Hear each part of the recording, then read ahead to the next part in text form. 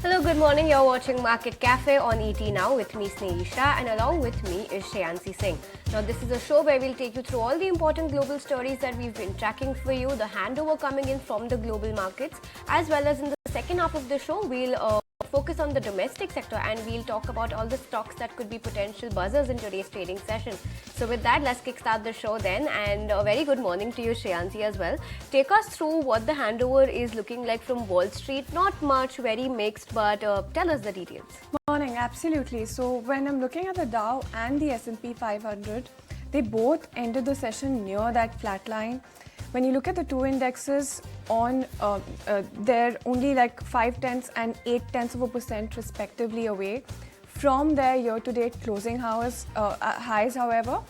And the tech-heavy Nasdaq composite, when you look at that one, that slipped 0.2% during the day, but is also roughly 0.7% away from its 2023 closing high. Now, the major averages remain on track to close November with sizable gains, which would end a 3-month losing streak for the indexes. The S&P 500 is up 8.5% in November.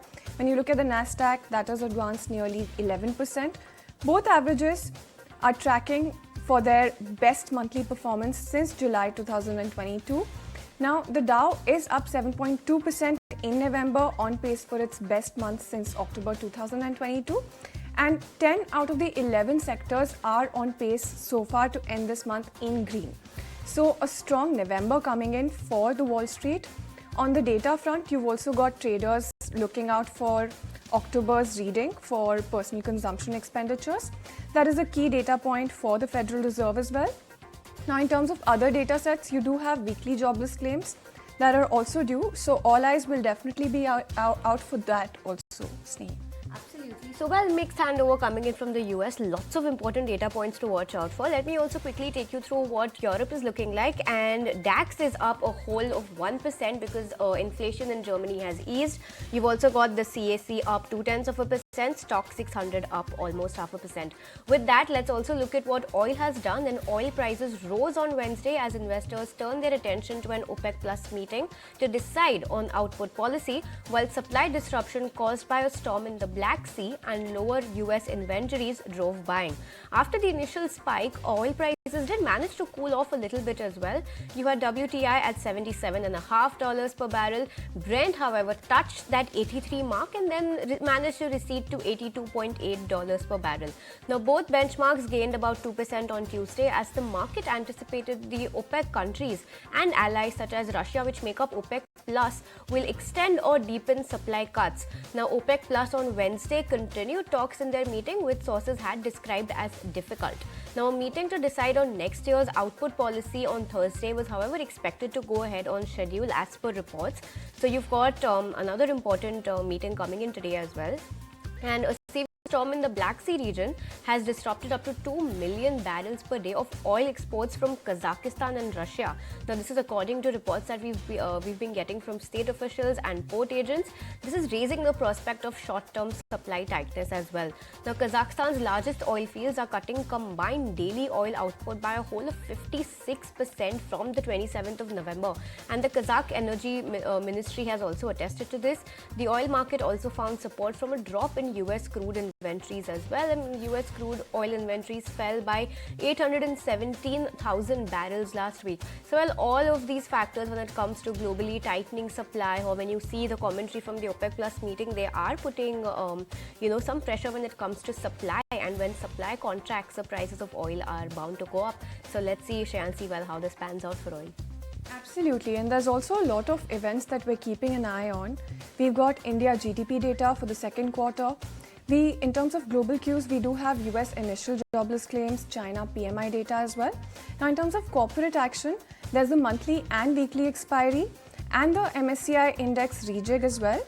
That has been rescheduled to November 30th. So do keep an eye on that. Now, Kesoram is mulling withdrawal of scheme of arrangement. So do keep an eye out for that counter. Now, REC is also considering revision in market borrowing program. And you do have SIS that is considering a buyback proposal as well. Now, when you look at Vishnu Prakash R. Punglia, the lock-in period is ending for that counter.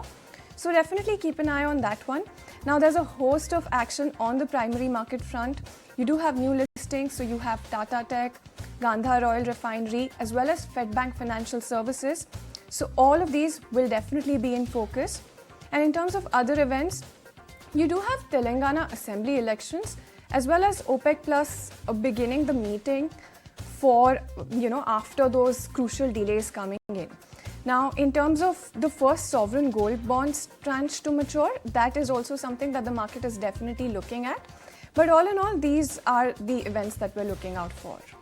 Absolutely, lots to look out for in trade today. Let's also shift focus to some global stories then, and let's take stock of the ongoing truce in war-torn Gaza, which is set to expire today. But reports suggest that there are expectations of one more truce extension for at least 2 additional days.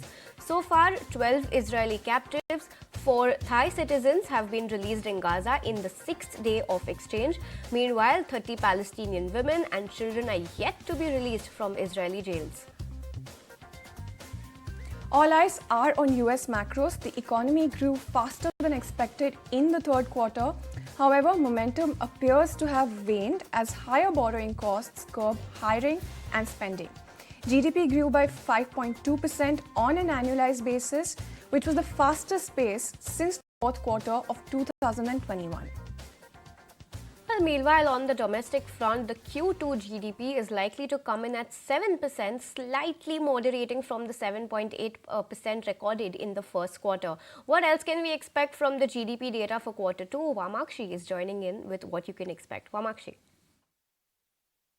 Well, yes, broadly the expectation is that GDP growth could moderate in the second quarter of this financial year, but nevertheless it is expected to stay above the RBI's own projection of almost 6.5%.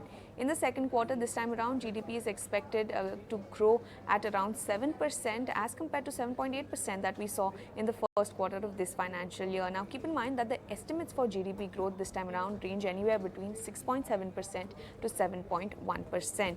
Let's also look at some of the sectoral expectations as far as GDP is concerned. Let's first start off with the agri sector. The growth here is expected to be muted as per Nirmal Bang, coming in at 0.75%, mainly based on the first advanced estimates of Kharif production, which have not been quite promising.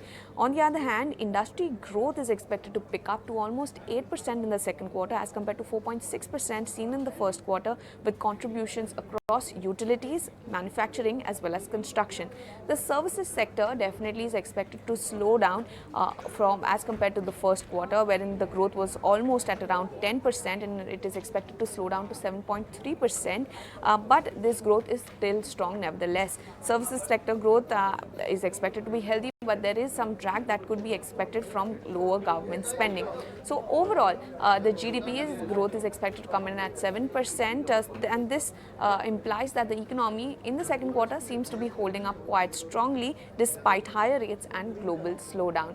But what about the second half of this year? Well, largely the expectation is that GDP growth is expected to decelerate in the second half of this year, and a couple of factors for that would be a slowdown in the post-festive consumption, expected slowdown in credit growth, as well as patchy rural recovery amid sluggish global growth.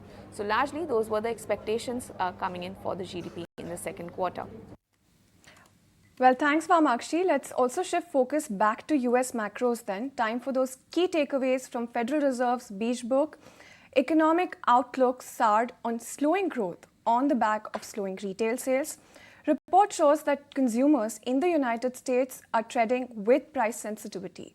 The economy is looking at a more somber outlook as labor demand eased with wage growth that continued to be modest. Now, however, you do have the report adding that inflation continues on a slowdown trend, largely moderated across districts. Well, meanwhile, the Federal Reserve officials are largely united on tackling inflation. The majority of the voices continue to maintain a hawkish tone.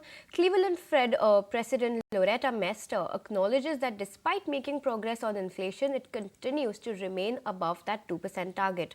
Richmond Fed President Thomas Barkin voices a case for cuts once inflation is well within that 2% band, and Atlanta Fed President Raphael Bostic says economic activity will continue to slow and that the path to 2% inflation will be bumpy. Well, let's look at Walmart then. Walmart is making efforts to reduce its reliance on China. In doing so, the company is increasing its import dependency on India as it looks to cut costs and diversify its supply chain. The retailer shipped 1/4 of US imports from India between January and August this year. However, only 60% of its shipments came from China during the same period. That figure is down from 80% last year. Well, shifting focus back home, then Uttar Pradesh is emerging as the top desired destination for domestic tourists as per the tourism minister data. 18% of India's tourists flock to this state, and it seems that this demand is driving up hotel tariffs too in Varanasi, pitting it against Jaipur. My colleague Bhavya is here to decode why UP is attracting so many visitors. Bhavya. So more than the beaches of Goa, Kerala or Pondicherry or the bountiful Himalayas, tourists are travelling to the heritage and religious cities of Uttar Pradesh.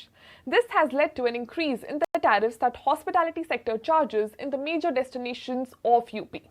3-star, 4-star and 5-star hotels in places like Mathura, Vrindavan, Varanasi, Ayodhya are now as high as some of the major tourist destinations in the state of Rajasthan. According to the Tourism Statistics Report 2023 released by Ministry of Tourism, UP has emerged as the most travelled destination in the country for all the foreign and domestic travellers. It has gathered a share of 18.37%, followed by Tamil Nadu, Andhra Pradesh, Karnataka and Gujarat. The report says that out of all the tourists visiting different destinations all across the globe, 20% were the ones travelling to UP, and 5% of those tourists were travelling to Varanasi alone. More than 31 crore people travelled to Uttar Pradesh in 2022, which was the highest since Kumbh Mela of 2019. The Kashi Vishwanath corridor and the boost given to the religious tourism in the state of Uttar Pradesh has led to such massive increase seen in the footfall of the travellers. The important point to note while looking at this trend is that the increase in travel to this state is driven by the domestic tourists, and Gujarat remains the most preferred destination for foreign travellers in India. But out of the top 10 centrally protected monuments under ASI, the top 5 monuments that had the highest foreign visitors footfall during financial year 2022-23 were Taj Mahal, Agra Fort, Fatehpur Sikri, Itimadud-Dalla tomb, site of Sahet Mahit, all based out of Uttar Pradesh. The massive celebration of Dev Dipavali in Varanasi attracts huge crowds. The opening of Ram Mandir in Ayodhya will be another crowd puller destination of the state.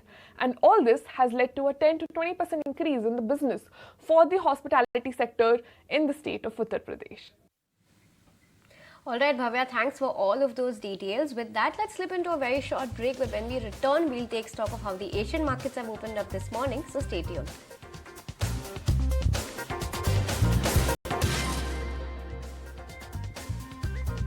Hi there, welcome back and thanks so much for staying tuned to ET Now. This is Market Cafe.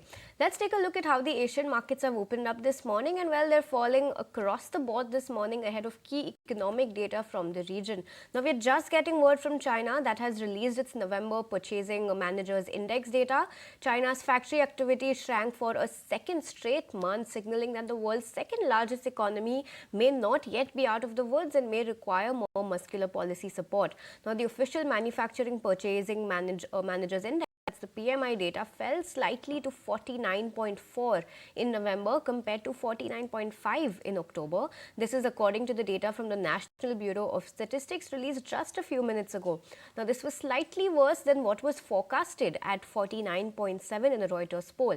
Now, remember, a PMI reading above 50 indicates expansion in activity, while a reading below that level points to a contraction.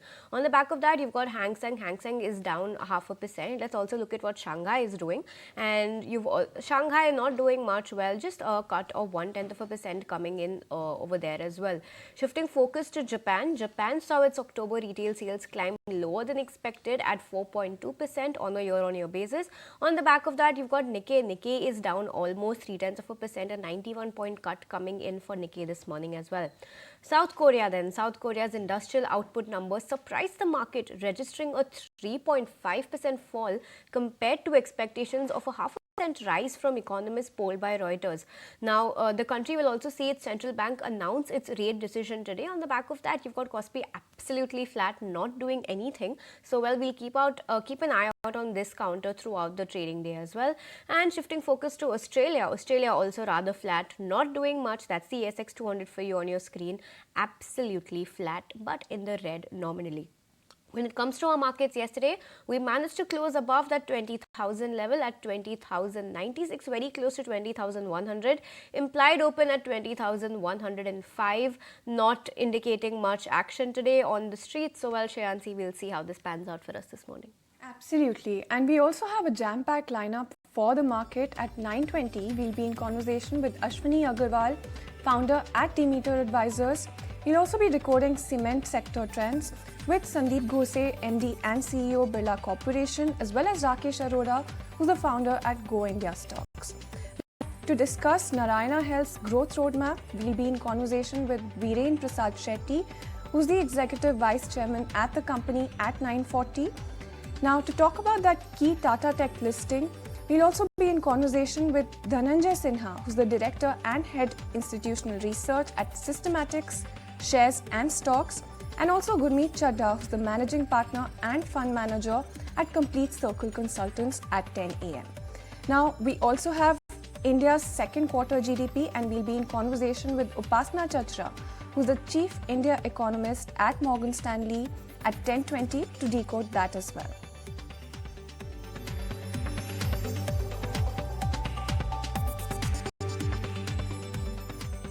Well, ET Now and ET Now Swadesh, in line with helping Indians rise with India, have partnered with Sundaram Mutual to launch Nivesh Day, a groundbreaking campaign to help viewers build their personal finance portfolios through regular as well as disciplined investing. Nivesh Day is being celebrated on the 5th of every month. So join ET Now and ET Now Swadesh and Sundaram Mutual to learn how you can build your financial future with an SIP in mutual funds. With that, here's the news for the hearing impaired. Welcome back. Thank you so much for staying tuned in. Let's take a look at MSCI region then. The flows are expected to trickle in today, and this is as the global standard index adds 9 stocks with no deletions, and India's weightage rises to 16.3%. Somit is standing by with more details. Somit, which are the stocks that we should be keeping an eye on? Well, MSCI had announced their changes a while back, but the flows related to those changes are expected to come in today, that is November 38th. Now, 9 stocks have been added to the MSCI Global Standard Index. None of them have been deleted. And when it comes to the small cap index, 42 stocks have been added to the MSCI Small Cap Index, and 19 of them have been either deleted or moved to the Global Standard Index. Now, post the rebalancing, India's stock count will rise to around 131, and weightage will increase to around 16.3%, which is at an all-time high. And in the last 3 years, if you see, India's weightage in the MSCI index has nearly doubled in the last 3 years. Now, the key stocks to watch out here, which would see large volume action based on the inflows, are firstly APL Apollo Tubes. Inflow of around $220 million is expected, which is nearly 9.8 times its average daily volume. For Tata Communication, an inflow of around $153 million is expected, which is nearly again 9.8 times its average daily volume. When it comes to Tata Motors DVR, Macrotech and Persistence, the inflows that are expected is in the range of around 170 to $250 million, which is nearly 8.4 to 9.5 times their average daily volumes. Now, this is for the Global Standard Index. And when it comes to the small cap index, when it comes to inflows, not much of a volume action is expected. But when it comes to outflows, Thermax is expected to see an outflow of close to $15 million, which is nearly 7.5 times its average daily volume. Lind India would see an outflow of around $18 million, which is nearly 6.2 times its average daily volume. And when it comes to OFSS, Dalmia Bharat and Tarsans, the outflows would be anywhere between $1 million to $23 million, but the times of its average daily volume, it is close to 3.4 to 4.4 times its average daily volume. So keep an eye out for these stocks, because the volume action could either be positive or on the negative side for these 10 stocks. Somit, thanks for that roundup. We will be keeping an eye out on all of those stocks. But stay with us, Somit, because Jefferies has downgraded India to neutral from overweight. So help us understand what are the reasons behind this downgrade, Somit. Well, as Nifty has reclaimed the 20,000 level, there's a downgrade that has come in from Jefferies. They have downgraded India's rating to neutral from overweight. Now, they're saying that MSCI India has outperformed its regional peers over the last three calendar years, and they believe that India's structural growth story continues to remain strong, and they're expecting strong return potential, but over longer time period. But on the near term, they are saying that the valuations have become expensive, and given that Jefferies is now focusing on value-focused stocks for 2024, they have tactically downgraded India's rating to neutral. Now, they are also saying that apart from lofty valuations, the near-term risk also includes political uncertainty, which will be an overhang on Indian equities. And they are saying that if the current government fails to be re-elected next year, then Indian equities could face a significant derating in 2024. Now, they're also saying that along with this, there is negative Q1 seasonality and likelihood of foreign outflows from India to fund China's mean reversion are the other key near-term risks that they're saying when it comes to India.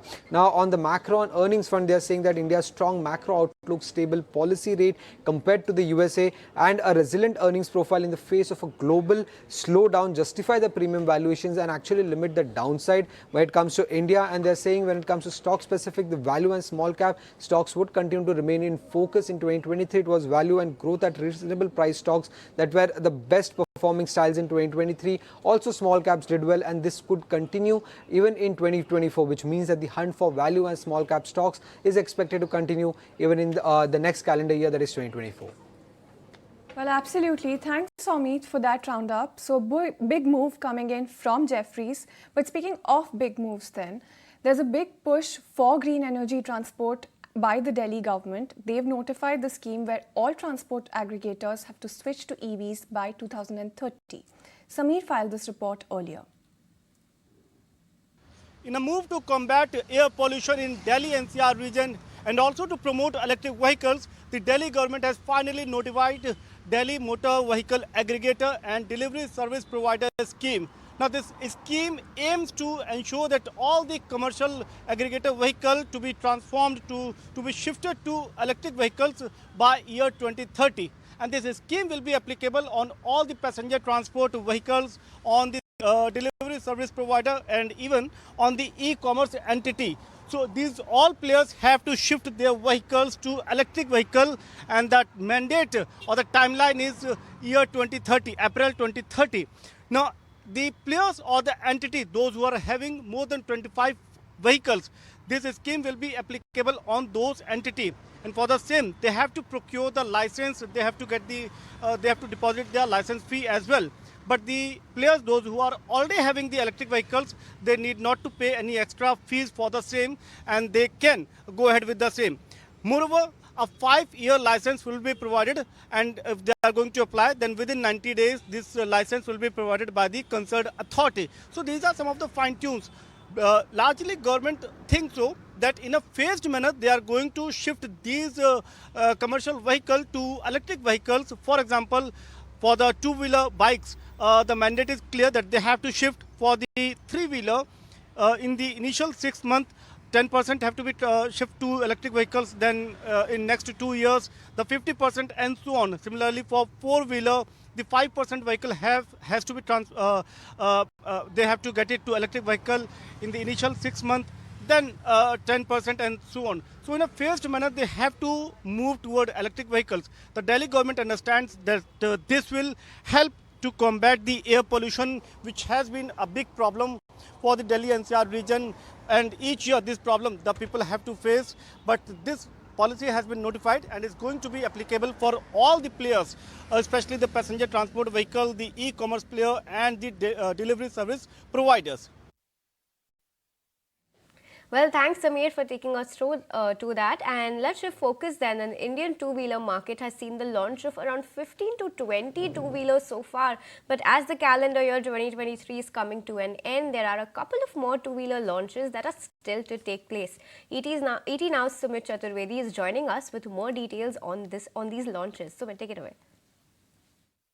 Two-wheeler launches more or less have happened so far in this year before festival season, but over the next couple of weeks before year ends, there are a few more two-wheeler launches planned. One popular two-wheeler launch, Himalayan, just happened a few days ago, and Himalayan is from Royal Enfield. It's 452cc single-cylinder engine it has, and it's priced between 2.69 to 2.84 lakh. That's going to give good competition. But apart from that, certain new launches will happen at India Bike Week 2023, which is going to be held in Goa in December. Also, a few startups like Gogoro is coming with the electric two-wheeler launch, and Kinetic also coming with electric two-wheeler launch. So action is plenty, and it's going to continue till the end of this year. Today we were speaking to Bajaj Auto ED, and he was also of the view that the auto market and especially two-wheeler market is in very good momentum, and the launches may continue this month and thereafter also. Well, thanks Sumit for that update. Let's switch gears from Motown then. India launched the first round of auction of critical minerals. Now in this first tranche, blocks spread across Bihar, Chhattisgarh, Gujarat, Jharkhand, Tamil Nadu, Uttar Pradesh and Jammu and Kashmir will be auctioned. According to the government, the 20 blocks are estimated to be worth 45,000 crore at this particular moment. But with this, we're timed out on this segment, and we'll definitely see you on the other side. Hi there, welcome back, and thanks so much for staying tuned to Market Cafe. This is ET Now. Now I'm joined in the studio by my colleague Ansh, and Ansh, well, today is a Thursday. It is the weekly as well as the monthly expiry today. So what's the derivative setup looking like today? Right, so let's talk about the Nifty first. Let's get the chart on the screen as well. As you can see in the chart, Nifty gave a decisive breakout from its long-awaited 19,850 level, and it also touched 20,100 level. Also in November series, Nifty has given an up move of around 6.5%, which is the highest single series gain in 16 months. Because of previous session's move, we are just 130 points away from record high. Now let's see what happened in F&O segment. Open interest declined by around 25%, showing short covering, indicating bullish stance in the market. Whereas on option front, we saw very active call buying happening at 20,250 strike, indicating traders expecting Nifty to go above and touch record high levels. Whereas on downside, we saw good put writing at 20,000, indicating strong support base here. Now let's shift our focus to what FIs did. In index futures, they added 19,500 long contracts, but they also added 6,400 short contracts. So net to net, we are seeing net increase of around 13,000 long contracts on our side, due to which total long position has jumped from 24% to 29%. Also, the total FI long position in index future by contract wise has touched 79,000, which is the highest in 2 months. So in a nutshell, overall data seems positive and bullish till Nifty stays above 19,850-900 on a decisive basis. Well, absolutely. So that's about the futures and options roundup coming in this morning. But what are the stocks that you're keeping on your radar? Right, so Metro Brand and Nykaa will be the first stocks in focus for today's trading session, as Foot Locker has announced a strategic partnership with them, aiming to revolutionize the sneaker segment in India. Apart from this, Adani Green will also be in focus, as company's project portfolio companies valued at $489 million will see Total Energies acquiring 50% stake in ARE9L for $300 million as part of the JV announced back on 20th September. Ultratech Cement has acquired 0.54 MTPA cement grinding set of burner cement for rupees 170 crore around, marking its entry into Jharkhand and increasing its total capacity to 133 MTPA in India. Man Infra is also in focus, as company's board has approved 550 crore fundraise through preferential issue. Brigand Enterprise is also in focus, as company has acquired additional 12.5% stake in BCV Developer Private Limited, increasing its shareholding from 50% to 62.5%. Lastly, JSW Infra will be in focus, as company has issued corporate guarantee of around $126 million to Axis Trustee, supporting a term facility for its wholly owned subsidiary JSW Terminal. So keep an eye on the stocks. Well, thanks, Ansh, for taking us through that exhaustive list of stocks. We will be keeping an eye out on this as well. With that, let's also take a look at what stocks brokerages are keeping on their radar this morning. And let's start by looking at Medanta because they had their management meet. And this is Jefferies' view on their management meet. They're saying that their focus is on IPD-led growth and no planned price hikes, at least in Lucknow for FY24 are being seen. When it comes to Lucknow then, significant demand-supply mismatch is being seen. In Patna, there is preference for private healthcare. So, well, this is what Jefferies is saying. When it comes to bed additions for Medanta, Lucknow has seen 100 to 150 bed additions and Patna is seeing approximately 50 of new beds being added. Shifting focus to Eicher Motors then, that's another stock that Jefferies is keeping on its radar this morning. Jefferies is maintaining a buy on Eicher Motors with a target at 4,650 rupees. What's the view coming in on Jefferies then? They're saying that the annual biking festival and event interaction, that's the RE brand boosters, they will be brand boosters for Eicher and it should pan well for the stock as well going ahead. And well, Jefferies is also saying that it sees limited impact on RE, that's the Royal Enfield business, from recent competitive launches as well, and they're confident on the long-term market share sustainability rising going ahead for Eicher Motors, and they also see potential for re-rating. This is what Jefferies has to say on Eicher as well. When it comes to tailwinds for Eicher, Jefferies says that the two-wheeler demand recovery as well as the premiumization trend that's currently taken over the markets could be potential tailwinds and could aid the stock price for Eicher Motors going ahead. Moving on then, let's look at what CLSA is flagging out for us this morning, and that happens to be Ashok Leyland. CLSA has maintained a buy on Ashok Leyland with a target at 238 rupees compared to the 181 that it closed at yesterday. They're saying that the strong commercial vehicle industry outlook for FY24 looks solid. They're also seeing double-digit EBITDA margin going forward, and they're seeing unlocking switch to create value for the company going ahead. Another auto stock that CLSA has on its radar is Bharat Forge, and well, it's maintaining a sell on stock target at 987 rupees. Growth led by defense and aerospace as well for this stock, pardon me, not an auto stock. And they're also saying that new acquisitions will likely turn around coming for Bharat Forge going ahead. Also, what's key to note is CLSA is saying that the new verticals will likely be growth drivers for Bharat Forge going ahead. So, well, you had CLSA, Jefferies maintaining their stances, and that's the notes coming in on Eicher Motors as well as Ashok Leyland and Bharat Forge this morning. Well, absolutely. So that's quite the list. But let's also shift focus to Praj Industries then. The management has highlighted 3 major points in their presentation.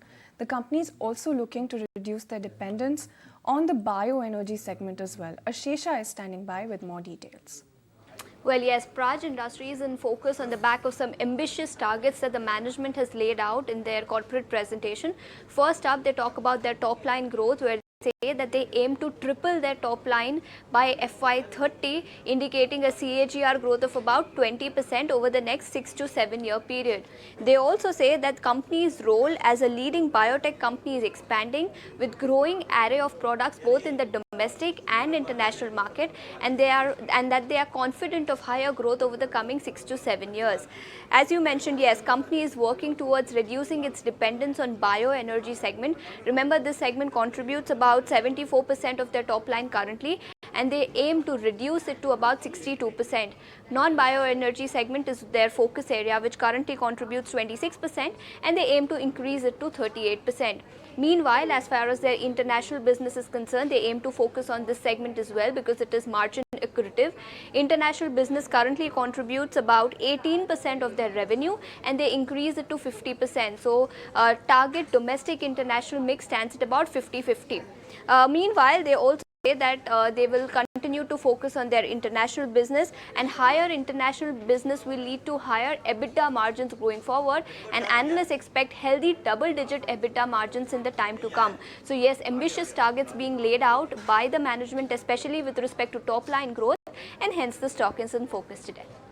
All right, Rashesha, thanks for that. We will keep Praj Industries in focus today, but well, let's shift focus to the primary markets, and all eyes are going to be on Tata Technologies because it is all set to list on the bourses today. It is expected to be a blockbuster debut for the company due to its strong parentage, robust financial performance, as well as impressive subscription figures. My colleague Anisha Jain is joining in with more details on how the listing could look like. Anisha, over to you.